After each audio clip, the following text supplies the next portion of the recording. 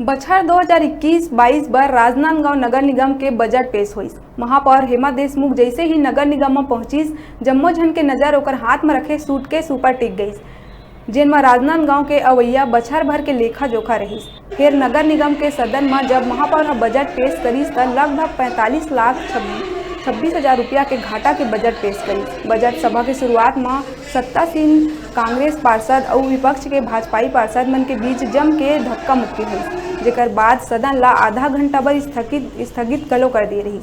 ऐसा सदन के मर्यादा भंग होए बर दोनों पार्टी एक दूसरे ला जिम्मेदार बताते। विपक्ष बौखला गई है और आज शायद अपना हार मान रही है, इसीलिए आज इस बजट की सभा में पार्षद प्रतिनिधि द्वारा, जो कि बाहरी व्यक्ति है, जो निगम एक्ट के अनुसार पात्रता नहीं रखता है, वो घुसकर उसने धक्का मुक्की की।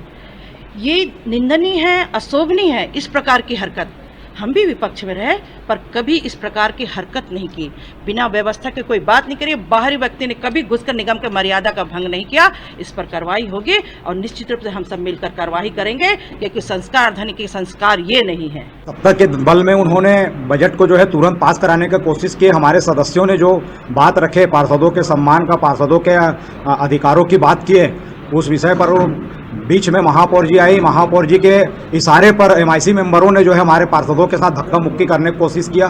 सत्ता में है तो उनको ये लगता है कि सत्ता के नशे में कुछ भी कर सकते हैं। सत्ता पक्ष का कहना है कि विपक्ष जो है वो बाहरी व्यक्तियों को सदन में लाके आया, उनके द्वारा धक्का मुक्की की स्थिति नहीं होती। वीडियो पूरा रिकॉर्डिंग हुआ है सदन का, जो चाहे वो शुरू से देख सकते हैं। और मेरी मांग है आप लोगों के माध्यम से, जिसकी गलती होगी उसको जो है पनिशमेंट मिलना चाहिए, चाहे वो मेरे दल का हो चाहे किसी भी दल का हो।